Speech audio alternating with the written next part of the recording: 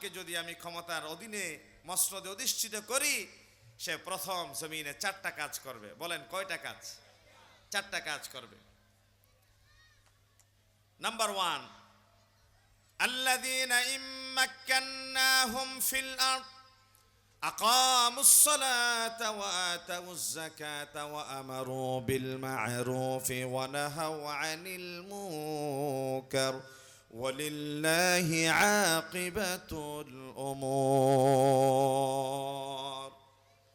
আমার কোন গোলামকে যখন আমি ক্ষমতার মসনদে অধিষ্ঠিত করি, সর্বপ্রথম ক্ষমতার চেয়ারে বসে সে ধনী দরিদ্রের বৈষম্য দূরীকরণের জন্য তার দেশে সালাত কায়েম করবে।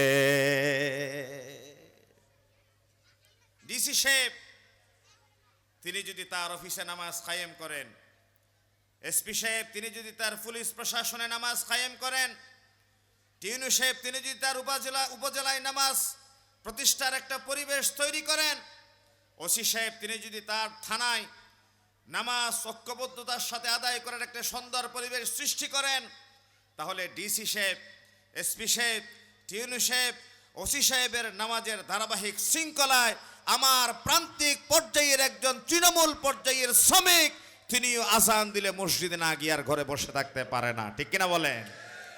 আর যেই দেশের কিচেন থেকে শুরু করে বঙ্গভবন পর্যন্ত নামাজ কায়েমের একটা সুন্দর পরিবেশ তৈরি হয়ে যাবে, বান্দা মসজিদের ভেতরে গিয়ে ফ্যাক্টরির মালিক এবং শ্রমিক এক কাতারে দাঁড়িয়ে মহামহিম রবের গোলামিতে যখন মস্তক ঝুঁকিয়ে এক আল্লাহর ঐক্যবদ্ধতার পক্ষে স্লোগান দিবে, সেই দেশে ক্ষুধা দারিদ্র মুক্ত স্বনির্ভর একটা রাষ্ট্র গঠন করার পক্ষে সমর্থন ব্যক্ত করে চাঁদাবাজি, টেন্ডারবাজি, রাহাজানির বিরুদ্ধে অবস্থান ব্যক্ত করতে গিয়ে জীবনের সমস্ত ঝুঁকি নিতেও তারা প্রস্তুত হয়ে যায়। ঠিক কিনা বলেন?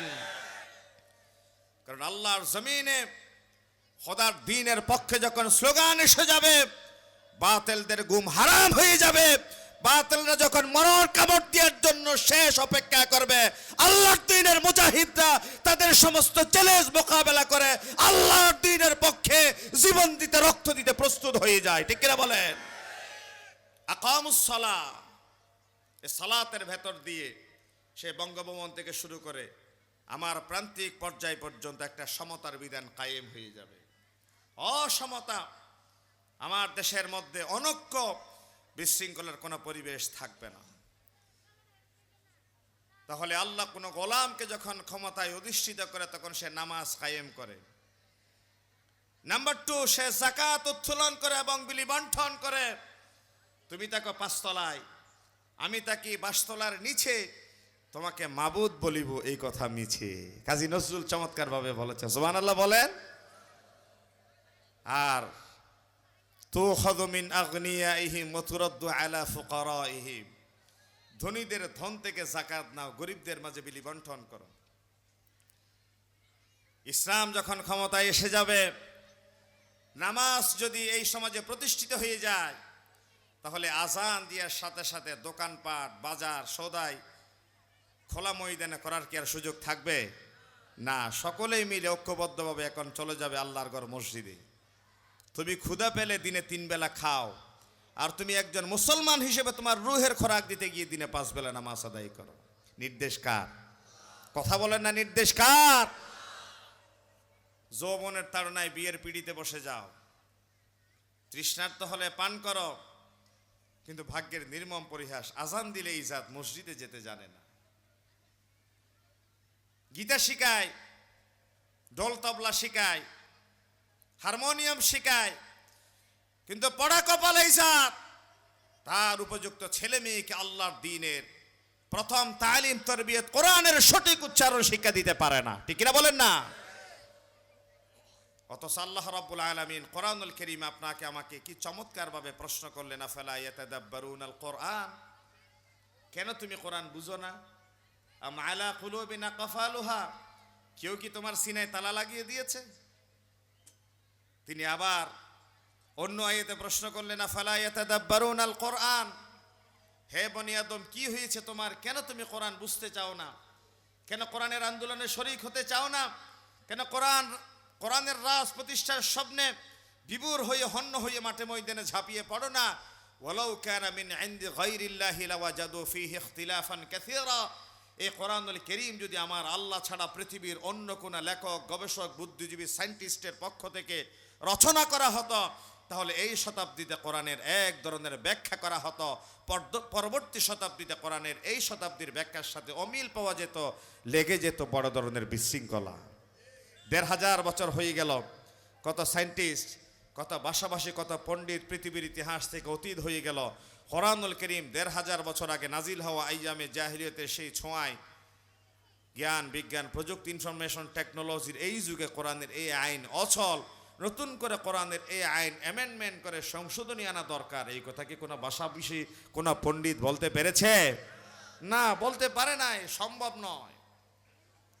অথচ বাংলাদেশের সংবিধান পরিবর্তনের জন্যে 2/3 মেজরিটি লাগে, অর্থাৎ ৩০০ জন মেম্বার অফ পার্লামেন্টের 3/2 যদি সমর্থন না পাওয়া যায়, সংবিধান কারেকশন করা যায় না, অ্যামেন্ডমেন্ট আনা যায় না। আর বাংলাদেশের সংবিধানে লেখা আছে এটা একটি দুষ্পরিবর্তনীয় সংবিধান, যে কেউ যখন তখন চাইলে তোমরা অ্যামেন্ডমেন্ট আনতে পারো না। এই বাংলাদেশের দুষ্পরিবর্তনীয় সংবিধান, যে সংবিধানে 2/3 মেজরিটি পাওয়া লাগে, এই সংবিধান বাংলাদেশের স্বাধীনতার এই ৫৫ বছরে ১৭ বার অ্যামেন্ডমেন্ট হয়েছে। ৫৫ বছরও যদি দুষ্পরিবর্তনীয় একটি সংবিধান ১৭ বার সংশোধনী করা লাগে, তাহলে কোরআনুল কারীম যদি মানব রচিত কোনো বই হতো, তাহলে ১৫০০ বছরে কত হাজার বার সংশোধনী আনা লাগতো। কথা কি বোঝা যায়? তাহলে কোরআন কি মানুষের তৈরি নাকি আল্লাহর কিতাব? আওয়াজ দিয়ে বলেন, কোরআন কি মানুষের তৈরি নাকি আল্লাহর কিতাব? হযরত ওমর রাসূলুল্লাহর পেছনে দাঁড়ালেন রাসূলুল্লাহ নামাজে। আপনারা কি বিরক্ত হচ্ছেন? হযরত ওমর তখনও তিনি ইসলাম গ্রহণ করেননি। রাসূলুল্লাহ জানের চেয়ে বড় দুশমন, পেছনে দাঁড়ালেন। মনে মনে কল্পনা করে মুহাম্মদ বলি সাল্লাল্লাহু আলাইহি ওয়াসাল্লাম কোন কবির কাছে গিয়ে একটা লাইন তিনি কবিতা শিখেন নাই, কোন ভাষাভাষী পণ্ডিতের কাছে কোনোদিন কাব্য পাণ্ডিত্যগিরি শিখেন নাই। হঠাৎ করে এই মুহাম্মদ ৪০ বছর পরে এসে কবি হয়ে গেলেন। এই কবিতা তিনি কোত্থেকে শিখলেন? নবী করিম সাল্লাল্লাহু আলাইহি ওয়াসাল্লাম নামাজের ভেতরে জবাব দিয়ে দিলেন, ওমা হুয়া বিকাউলি শাইর। ও ওমর, জেনে রাখো মুহাম্মদ সাল্লাল্লাহু আলাইহি ওয়াসাল্লাম কোন কবির কবিতা আবৃত্তি করে না। তোমার এই ভাবনার কোনো সুযোগ নেই যে মুহাম্মদ কবির কবিতা পড়বে।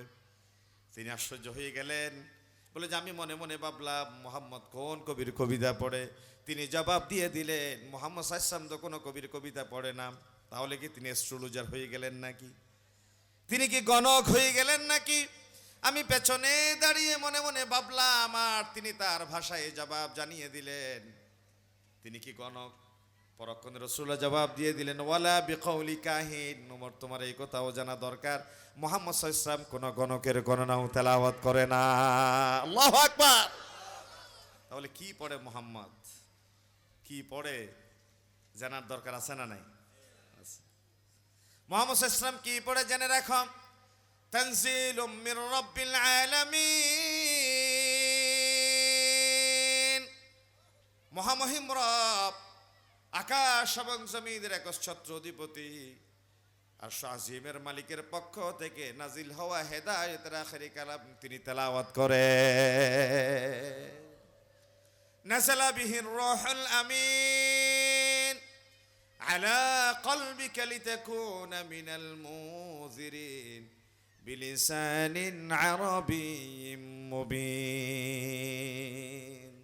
জিবরিল আমিন 23 বছর নবুয়তি জীবনে আমার রসুলের 24,000 বার আগমনের মাধ্যমে যে কিতাব তিনি নিয়ে আসেন, আমার নবী সেই কিতাব পড়ে।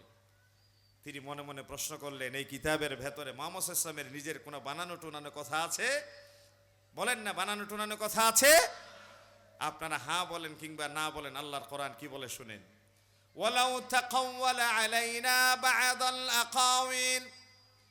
মুহাম্মদ সাল্লাল্লাহু আলাইহি ওয়াসাল্লাম যদি নিজের থেকে বানিয়ে কোরআনুল কারীমের ভেতরে কোনো শব্দ, কোনো ভার্স, কোনো আয়াত যোজন কিংবা বিয়োজনের চেষ্টা করতেন, লা আখাযনা মিনহু বিল ইয়ামিন, আমি আল্লাহ তার ডান হাত শক্ত করে চেপে ধরতাম। সুম্মা লাকাতা'না মিনহুল ওয়াতিন, গর্দানের পেছনের মোটা রগটা কেটে ফেলে দিতাম যেন করে তার মৃত্যু হয়ে যায়। তাহলে কোরআনুল কারীমের বিশুদ্ধতার ব্যাপারে আমার আল্লাহ এত কঠিন কথা আমার নবীর শানে আর কোরআনের কোনো জায়গায় বলেন নাই। এ কোরআন যে আল্লাহর পক্ষ থেকে এসেছে এই ব্যাপারে সন্দেহ আছে? তাহলে এই জাতি কেন বুঝে না? প্রতি স্বাধীনতা দিবস, বিজয় দিবসে আমরা শান্তির পায়রা উড়াই স্বাধীনতা দিবস উদযাপন করি। আপনারা বলেন, আমিন কলোনির এই আমিন মাঠ থেকে কেউ 5 লাখ টাকা পকেটে নিয়ে রাত 12টা বাজে যদি রওনা দিয়ে আতর ডিপো পর্যন্ত পৌঁছতে চায়, আর আমার চোর মামা যদি বুঝতে পারে তার পকেটে 5 লাখ টাকা আছে, আমার হাইজাকার মামা যদি জানতে পারে তার পকেটে 5 লাখ টাকা আছে, সে কি আমিন মাঠ থেকে নিরাপদে আতর ডিপো পর্যন্ত পৌঁছতে পারবে? কথা বলেন, পৌঁছতে পারবে? আমার কোনো সুন্দরী বোন তার সৌন্দর্যের ফর্সা নিয়ে তিনি যদি আমিন মাঠ থেকে রাত 2টা বাজে একাকী কোনো বিপদগ্রস্ত অবস্থায় চট্টগ্রাম মেডিকেল কলেজের দিকে রওনা দেন, আর যদি বুঝতে পারেন আমার ইফতিজার যে এই মেয়ের এখন আমার দর্শন করার উপযুক্ত সময়, তাহলে আমার এই বোনকে রাত 2টা বাজে নিরাপদে আমিন মাঠ থেকে মেডিকেলে পৌঁছা সম্ভব? তাহলে আমার পকেট ভর্তি টাকা নিয়ে ভাই যদি নিরাপদে যেতে না পারেন, আমার সুন্দরী বোন যদি নিরাপদে মেডিকেলে রাত 2টা বাজে পৌঁছতে না পারেন, বিহাইন্ড দ্য রিজন কি? রহস্যটা কি? রহস্য হচ্ছে এই দেশে কোরআনুল কারীমকে তৈরি করা হয়েছে তাবিজের কিতাব হিসেবে। যেই দেশে কোরআনুল কারীমকে এখন ঝুলিয়ে রাখা হয়েছে ঝাড়ফুঁকের কিতাব হিসেবে, এই কোরআনুল কারীমকে এখন বানানো হয়েছে মানুষের ঘরে দাওয়াতের কিতাব হিসেবে। যদি কোরআনুল কারীম যদি সংসদ ভবনে ইসলামী আইন প্রতিষ্ঠার দস্তুর হিসেবে থাকতো, চুরি করলে হাত কাটা যাবে, ব্যভিচার করলে শিরা পর্যন্ত কেটে পাথর মেরে হত্যা করা হবে, তাহলে পকেট ভর্তি টাকা কেন? আমার দেশ থেকে আজকে ব্যাংক লোপাট করে সিঙ্গাপুরে গিয়ে তারা বিশাল বিশাল অট্টালিকার মালিক হলো, তাহলে হাত কাটার বইয়ে, জীবন দেওয়ার বইয়ে প্রত্যেক দর্শক, প্রত্যেক চোর চুরি থেকে নিবৃত্ত থেকে ভালো মানুষে পরিণত হয়ে যেত। ঠিক কিনা বলেন?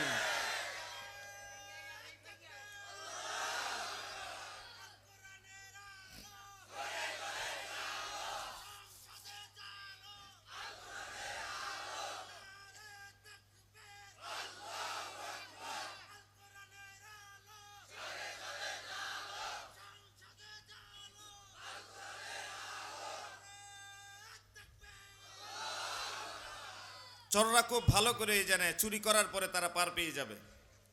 আমার একজন রিক্সাওয়ালা রাস্তার ধারে দাঁড়িয়ে যদি সিগারেটে টান দেয়, তারে 50 টাকা জরিমানা করে দেয়। কেন? বলে যে আইনে আছে। আমার কোনো মোটরসাইকেল চালিয়ে ভাই যদি হেলমেট ছাড়া যায়, তারে 2500 টাকা একটা জরিমানা লিখে দেয়। কোথায় আছে? বলে যে আইনে আছে। আপনি ভাই রিক্সাওয়ালার রাস্তার পাশে দাঁড়িয়ে সিগারেট টানার 50 টাকা আইন খুঁজে পেলেন। আপনি ভাই হেলমেট ছাড়া মোটরসাইকেল চালানো আমার একজন আরোহী ভাইয়ের 2500 টাকা জরিমানা করার আইন সংসদের প্রস্তাবিত এই সংবিধানে খুঁজে পেলেন। কিন্তু বাংলাদেশের ইসলামী ব্যাংক কেলেঙ্কারি করে, হলমার্কস কেলেঙ্কারি করে, ডেস্টিনি কেলেঙ্কারি করে, সোনালী ব্যাংক খেয়ে বিদেশে লোপাট করে রাতারাতি আঙ্গুল ফুলে কলা গাছ হলো, ওই সমস্ত চোর টেন্ডারবাজের শাস্তিকে আপনি আপনার সংবিধানে খুঁজে পান নাই? ঠিক কিনা বলেন না? এই আইন তারা খুঁজে পায় না।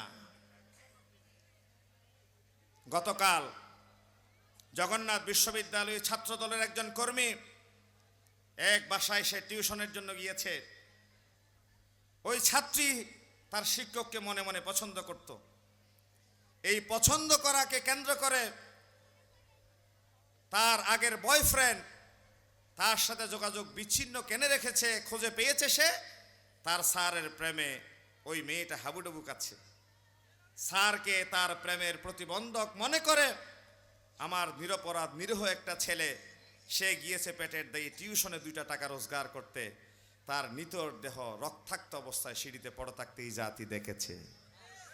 যদি এই দেশে কোরআনের আইন থাকতো, যদি এই দেশে ইসলামী শাসন প্রতিষ্ঠা থাকতো, তাহলে এই ধরনের কোন সন্তানকে রক্তাক্ত অবস্থায় সিঁড়িতে পড়ে থেকে কোন ভাইয়ের বুককে খালি করা লাগতো না। ঠিক কিনা বলেন না? প্রিয় ভাইয়েরা আমার, চুরি করলে হাত কাটার বিধান দিয়েছে ইসলাম। ব্যভিচার করলে বিয়ের আগে 100 বেত্রাঘাত। বিচারক যদি প্রয়োজন মনে করে 1 বছরের জন্য নির্বাসন, বিয়ের পরে যদি কোনো বুড়া বুড়ি ব্যভিচারে লিপ্ত হয়, তাহলে সিনা পর্যন্ত কেটে পাথর মেরে তার জীবন নিভিয়ে দেওয়ার বিধান দিয়েছে কে? আল্লাহ। এবং এই বিধান কার্যকর করতে গিয়ে কোনো বিচারকের কলিজা যেন না কেঁপে উঠে আমার আল্লাহ বলেছেন, ওয়ালা তাআখুযকুম বিহিমা রাফাতুন ফি দীনিল্লাহ। আল্লাহ এবং তার পরকালের প্রতি যদি বিশ্বাস তোমার ভিতরে থাকে, তাহলে কোনো অপরাধীর শাস্তি কার্যকর করতে যেন তোমার কলিজা না খাপে। ওয়ালিয়াশহাদা আযাবাহুমা তায়ফাতুম মিনাল মুমিনিন। এবং এই শাস্তি নীরবে নিবৃত্তে চুপিসরে আদায় করলে হবে না, কোটি মানুষের সামনে ঝুলিয়ে মানুষকে সাক্ষী করে যেন এক অপরাধীর শাস্তি কার্যকর করার ভেতরে সমাজ অপরাধ মুক্ত হয়ে যায়। এই অপরাধ থেকে যেন অন্যান্য অপরাধীর শিক্ষা গ্রহণ করতে পারে। এই জন্য অপরাধের শাস্তি কি গোপনে নাকি প্রকাশ্যে? প্রকাশ্যে শাস্তি। বিধান কার? বাংলাদেশে কি সেই শাস্তির বিধান আছে? আওয়াজ দিয়ে বলেন, বাংলাদেশে কি সেই শাস্তির বিধান আছে? এই শাস্তির বিধান নাই বলে আপনি আমি দরজা খোলা রেখে ঘুমাতে পারি না। সেই শাস্তির বিধান নাই বলে আমার আপনার ব্যবসায়ী ভাইরা নিরাপদে ব্যবসা করতে পারে না। সেই শাস্তির বিধান নাই বলে আমার আপনার ভুনারা বোরকা পরে কলেজে গেলে, বিশ্ববিদ্যালয়ে গেলে, আমার দেশের লুচ্চা বদমাইশা বোরকা পরে হেজাব পরে যাওয়ার অপরাধে আমার বোনদেরকে ক্লাস থেকে বের করে দিয়ে দুঃসাহস দেখায়। ঠিক কিনা বলেন? যদি আমার দেশে আল্লাহর কোরআনের রাজ কায়েম থাকতো, তাহলে কোনো লুচ্চা বদমাইশ লুচ্চামি করার পরে, বদমাইশি করার পরে তাদের কারো মস্তক তাদের শরীরের সাথে লেগে থাকার সুযোগ থাকতো না। ঠিক কিনা বলেন? প্রিয় ভাইরা আমার, তাহলে এই সালাত আল্লাহর পক্ষ থেকে ফরজকৃত একটি এমন বিধান, যেই বিধান সমাজ ঐক্যবদ্ধতা শিখায়, যেই বিধান শৃঙ্খলা শিখায়, যেই বিধান নিয়মানুবর্তিতা শিখায়। কোথায় পেলাম? কেউ যদি ফজরের নামাজ 8টা বাজে পড়ে, নামাজ কি আদায় হবে? আদায় হবে, কাজা আদায় হবে। তবে এটা আল্লাহর বিধানের সাথে চরম দৃষ্টতা হবে। কোরআনুল কারীম আল্লাহ রাব্বুল আলামিন বলেন, ইন্নাস সালাতা কানাত আলাল মুমিনিনা কিতাবাম মাওকুতা। শোনো শোনো প্রিয় বান্দারা, আল্লাহ রাব্বুল আলামিন নামাজকে ফরজ করেছেন সময়ের ফ্রেমে আবদ্ধ করে। নির্দিষ্ট সময়ের গণ্ডিতে নামাজ ফরজ করেছেন। অর্থাৎ রাজুলুন কলবুহু মুআল্লাকুন বিল মাসাজিদ, একজন মুমিন ফজরের নামাজ আদায় করে মসজিদ থেকে যখনই ঘরের দিকে রওনা হয়ে গেল, তার কলিজাটা আবার মসজিদের দিকে টানা থাকে। কখন মুয়াজ্জিন যোহরের আজান দিবে, আমি গোলাম মুনিবের কদমে এসে সিজদা দিতে পারবো। ঠিক কিনা বলে? তাহলে এক ওয়াক্ত নামাজ আদায় করে আরেক ওয়াক্ত নামাজের জন্য অন্তর ঝুলা থাকা ব্যক্তির স্থান আল্লাহর আরশের নিচে 7 শ্রেণীর ব্যক্তি। কিয়ামতের ময়দানে কোনো ছায়া থাকবে না আল্লাহর আরশের ছায়া ছাড়া। সেদিন এই নামাজি ব্যক্তির জন্য আল্লাহ নির্ধারণ করে দিয়েছেন একটি আসন। সুবহানাল্লাহ বলেন। এই নামাজ বান্দাকে নিয়মানুবর্তিতা শিখায়, ডিসিপ্লিন শিখায়। ফজরের নামাজ সূর্যোদয়ের আগে আদায়, যোহরের নামাজ কোন বস্তুর ছায়া দ্বিগুণ হওয়ার আগে আদায়, আসরের নামাজ সূর্য হলুদ হয়ে যাওয়ার আগে আদায়, মাগরিবের নামাজ লালিমা শাফাকে আহমর দেখা যাওয়ার আগ পর্যন্ত আদায়। এশারের সালাতের ব্যাপারে ইমামদের কথাবার্তা আছে। খবরদার, নির্দিষ্ট সময়ের ফ্রেমে নামাজ আদায় করার এই ব্যবস্থার ভেতর দিয়ে জাতিকে মেসেজ দেওয়া হয়েছে, নামাজ জাতির জন্য ডিসিপ্লিনের শৃঙ্খলার বড় একটা মাপকাঠি। সুতরাং যে জাতির ভেতরে নামাজ ফরজ থাকে, সেই জাতি কি কখনো 9টার গাড়ি কয়টায় যাবে এই কথা প্রশ্ন করতে পারে? তাহলে আমাদের ভেতরে কোনো একটা প্রোগ্রামের অনুষ্ঠানের সময় দেওয়া হয় 10টা বাজে, কিন্তু সেই প্রোগ্রাম 11টা বাজেও শুরু হয় না। কেন ভাই? আমরা কি ফজরের নামাজ 5টা 10-এর এই নামাজটা কি 6টা 20-এ আদায় করার সুযোগ আছে? নাই। তাহলে 9টার প্রোগ্রাম 10টায় কেন শুরু হবে? নিশ্চয়ই নামাজের সেই সালাতের নিয়মানুবর্তিতা, ডিসিপ্লিন আমার এই প্রোগ্রাম পর্যন্ত ধাক্কা দিতে পারে না। আমি একটা কথা বলি, অনেকেই আমাকে প্রশ্ন করেন। আমি আমিন মসজিদে একবার রমজান মাসে আলোচনা করতে এসেছিলাম। আমি আমিন মসজিদের আলোচনায় সেই কথা বলেছিলাম, আবার কোট করছি সেই কথা প্রসঙ্গক্রমে। সালাত কোনো মানুষকে মুক্তি দিতে পারে না, সিয়াম কোনো মানুষকে মুক্তি দিতে পারে না, হজ কোনো মানুষকে মুক্তি দিতে পারে না। তো আপনি আমাকে প্রশ্ন করেন ভাই, আল্লাহ বলেছেন সালাতের মাধ্যমে মানুষ ফাহেশা কাছ থেকে দূরে থাকে, জাহান্নাম থেকে বাঁচে। রোজা মানুষকে জাহান্নাম থেকে ঢাল হিসেবে রক্ষা করে। হজ মানুষকে তার অতীতের সমস্ত গুনাহ খাতা মুক্ত করে দেয়। আপনি বলেছেন নামাজ মুক্তি দিতে পারে না, সিয়াম মুক্তি দিতে পারে না, যাকাত আপনাকে বাঁচাতে পারে না। তাহলে এটা নতুন কি ব্যাখ্যা শুরু করলেন? শুনেন ব্যাখ্যা। সালাত মুক্তি দিতে পারে না মানে আমার আল্লাহ কোনো সময় কোনো বান্দার এটা চান না যে আল্লাহু আকবার নিয়ত করলাম, কিয়াম করলাম, রুকু করলাম, সাজদা করলাম, আবার দাঁড়ালাম, আসসালামু আলাইকুম রহমতুল্লাহর মাধ্যমে নামাজ শেষ করলাম। এটা হচ্ছে নামাজের আনুষ্ঠানিকতা। এটা কি নামাজের আনুষ্ঠানিকতা। কিন্তু নামাজের ভেতরে ঢুকার সময় যে তাকবীরে তাহরিমা আল্লাহু আকবার, সাময়িকভাবে এমনি পানি পান করা জায়েজ, কিন্তু নামাজের ভেতরে কি পানি পান করা যায়? এটা হারাম। অর্থাৎ সাময়িক যেই কাজ থেকে হারাম হওয়ার মাধ্যমে নামাজে ঢুকে গেলেন, এটাকে বলা হয় তাকবীরে তাহরিমা। এই তাকবীরে তাহরিমার মাধ্যমে আপনি নামাজের ভেতরে স্বীকৃতি দিচ্ছেন আল্লাহুম্মা ইন্নী যালামতু নাফসি যুলমান কাসীরা, ও আল্লাহ নিজের নফসের উপর বেশি জুলম করলাম, ওয়ালা ইয়াগফিরুয যুনুবা ইল্লা আনতা, ও আল্লাহ তুমি ছাড়া এই গুনাহ ক্ষমা করার মতো কেউ নাই, ফাগফিরলি, ও রব তুমি আমারে মাফ করে দাও। বলি না? কথা বলে না? এই কথা রবের সামনে স্বীকৃতি দিয়ে কি দিই না? দিই। কিন্তু এই দোয়াটাও পড়ি, পাশাপাশি আবার এইটাও চিন্তা করি, আমার আপেল, মালটা, আঙ্গুরের এই থোকার ভেতরে 5টা পচা আপেল আছে, 5টা পচা মালটা আছে। এই নামাজ শেষ করে কত তাড়াতাড়ি পচা মালটা আপেলগুলো আমি 5 জন ক্লায়েন্টকে 5টা প্যাকেটের ভিতর ঢুকাই দিয়ে আমি 5টা মালটার দাম অতিরিক্ত নিয়ে আমার বউ বাচ্চার মুখে হাসি ফুটাতে পারি। এই দোয়া পড়ার সাথে সাথে কিন্তু আপনার এই 5টা পচা মালটা ঢুকিয়ে দেওয়ার পরিকল্পনাও আছে। আছে না নাই? আছে। নামাজ আদায় করলেন, মসজিদ থেকে বের হয়ে যাওয়ার সময় সবচেয়ে সুন্দর দামি স্যান্ডেলটা মসজিদের দরজা থেকে আপনার পায়ে ঢুকিয়ে দিয়ে চলে গেলেন। তাহলে যেই মুসল্লি একটু আগে আল্লাহর সামনে নিজেকে স্বীকৃতি দিলেন, আল্লাহ আমার চেয়ে বড় অপরাধী কেউ নাই, আল্লাহ জীবনের সমস্ত গুনার কথা তোমার সামনে স্বীকার করলাম, তুমি যদি মাফ না করো মাফ করার মতো কেউ নাই, আল্লাহ সঠিক পথের উপর থাকার তুমি তৌফিক দাও। দোয়া করলেন না? দোয়া করাটার নাম আনুষ্ঠানিকতা, কিন্তু বের হয়ে আরেকজনের স্যান্ডেল না নিয়ে যাওয়ার নাম হচ্ছে আমল। বের হয়ে পচা আপেলটা নালায় ফেলে দিয়ে ভালো আপেল তিনি যেমন ক্যাশ টাকা দিয়েছেন তার হাতে ভালো আপেল ধরিয়ে দিয়ে নাম আমল। ইন্নাস সালাতা তানহা আনিল ফাহশাই ওয়াল মুনকার। তাহলে সালাতের আনুষ্ঠানিকতা কাউকে মুক্তি দিতে পারে না। সালাত রবের সামনে দাঁড়ালাম, আনতাবুদাল্লাহ কান্নাকা তারা, ও বান্দা তুমি তোমার রবকে দেখতে পাচ্ছ। তোমার ভিতরে যদি এই ঈমান না থাকে, এট লিস্ট তুমি এটা বলো আমার রব আমাকে প্রত্যক্ষ করছে, আমার রব এখন টান দিলেই জীবন প্রদীপ নিভে গিয়ে কবরে ঢুকে যেতে হবে। সেই রবের সন্তুষ্টির জন্য পচা আপেল 5টা কেন, পুরো ভ্যান আপেল যদি পচে যায়, আল্লাহর সন্তুষ্টির জন্য মানুষকে না ঠকিয়ে রাস্তায় ফেলে রাখাটা আমি আমার ঈমানের দাবি মনে করি। ঠিক কিনা বলেন? এই জন্য নামাজ মানুষকে মুক্তি দেয় না, নামাজের প্রভাব মানুষকে মুক্তি দেয়। আমি নামাজি, আমি দিনদার, আমি পরহেজগার, এই প্রভাব, এই ভাবনা, এই চিন্তা যার ভেতরে নাই, তিনি যদি সারা জীবনের সিজদা দিয়ে থাকে, কপালে চট পড়ে যায়, তিনি আবার পরকিয়া করতে দরজা ধাক্কাধাক্কি করে। তিনি কি নামাজি নাকি নামাজির নামে ভণ্ডামি? চমৎকার ভণ্ডামি করলেন তিনি। এই জন্য আমাদের দেশে নামাজকে ভণ্ডামির হাতিয়ার হিসেবে ব্যবহার করতে বারে বারে নির্বাচনের সময় আমাদের দেখতে হয়েছে।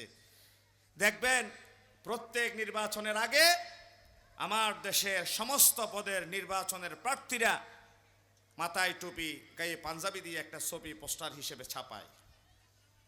তারা নামাজ পড়ুক কিংবা নামাজের বিরোধিতা করুক, কিন্তু টুপি দিয়ে পাঞ্জাবি দিয়ে একটা পোস্টার কিন্তু ছাপাতে হবেই হবে। ঠিক না? তিনি নামাজের সময়ে মানুষের কাঁধ ডিঙ্গিয়ে ডিঙ্গিয়ে প্রথম কাতারের দিকে ছুটে যান। সুযোগ পেলে ইমাম সাহেবের পিঠে একটু কোছা দেন। তিনি মাইকটা একটু আমলে নেওয়ার, নিজের দখলে নেওয়ার চেষ্টা করেন। ভাই 5টা মিনিট যদি একটু কথা বলে একটা সালাম দেওয়ার সুযোগ দিতেন আমাকে। 5টা মিনিট সালাম দিলেন। মানুষের সামনে তিনি হুজুর বেশে কথা বলা শুরু করলেন।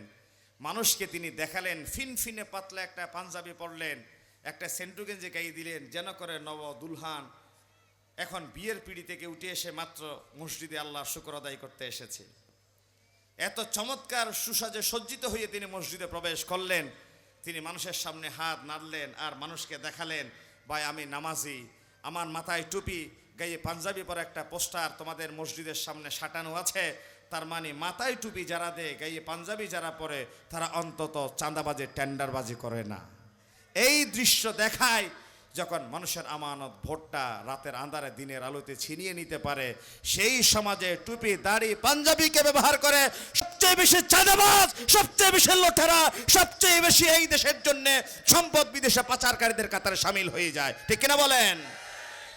কারণ মানুষ ইসলামকে পছন্দ করে, মানুষ টুপি দাড়িকে পছন্দ করে, মানুষ লেবাসকে পছন্দ করে, তার আমানত ভোটটা তারা দিয়ে দেয়।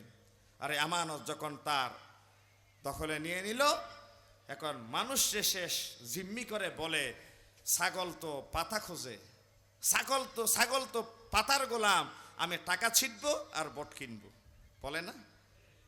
কত এরকম মুনাফিকের চরিত্র আমাদের সামনে স্পষ্ট হয়েছে। বলে যে মানুষ হচ্ছে ছাগল, আর এই মানুষটাকে টাকার গোলাম, সে ছাগলের পাতা খাওয়াবে আর তাদের ভোটটা সে দখলে নিবে।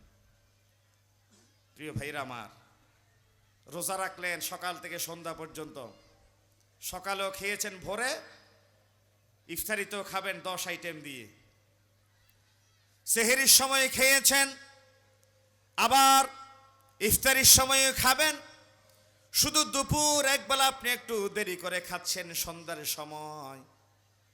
সেহরি এবং ইফতারি করে আপনি একটা বেলা না খেয়ে পেটের যন্ত্রণায় চেহারাটা এত বেশি মলিন করে ফেললেন, অফিসের অন্যান্য কলিগদের মাঝে একটা ছাপ পড়ে গেল, ভাই আমি রোজাদার, আমাকে কাজের ছাপ দিয়েন না, প্রেসার দিয়েন না, বড় করে কথা বলিয়েন না, খিটখিটে মেজাজ। আপনি আপনার কলিগদের সাথে এক ধরনের বাজে আচরণ করলেন। এই যে একটা বেলা না খেয়ে এই যে সিয়াম পালন করলেন, আপনার বস্তি এলাকায় হর হামেশায় যারা না খেয়ে থাকে, উপবাস থাকে, তাদের দুঃখ যাতনা যদি আপনারা নাড়া দিতে না পারে, আপনার রোজাটা বেহুদা অনর্থ। নারিয়ে তকবীর, নারিয়ে তকবীর। প্রধান বক্তার আগমন, প্রধান বক্তার আগমন, যুক্তিবাদী সাহেব হুজুরের আগমন, আলমাদানী সাহেব হুজুরের আগমন। আলহামদুলিল্লাহ বলি আমরা, আলহামদুলিল্লাহ। আমাদের পিতৃতুল্য মুরব্বী, আমাদের মাতার তাজ, বাংলাদেশের যুক্তিবাদী আলেমদের শিরোমণি শেখুল হাদিস আল্লামা আজিজুল হক আল মাদানী দামাত বরকাতুহুম আমাদের মাঝে এসে উপস্থিত হয়েছেন। যারা এখনো পর্যন্ত বিক্ষিপ্ত বিচ্ছিন্নভাবে দাঁড়িয়ে আছেন, ঘোরাঘুরি করছেন, আদব রক্ষার্থে আমাদের ওলামায়ে কেরামদের মাথার তাজ, ওস্তাজদের ওস্তাজ, আমাদের ওলামায়ে কেরামদের শিরোমণি, যিনি স্টেজ আসন গ্রহণ করেছেন, ওনাদের এলেমের আমলের আদব রক্ষার্থে প্যান্ডেলে এসে বসার জন্য বিনয়ের সাথে আবদার করছি। ওমা তৌফিক ইল্লা বিল্লাহ, ওয়া আখিরু দাওয়ানা আনিল হামদুলিল্লাহি রাব্বিল আলামিন, ওয়াসসালামু আলাইকুম ওয়া রাহমাতুল্লাহি ওয়া বারাকাতুহু।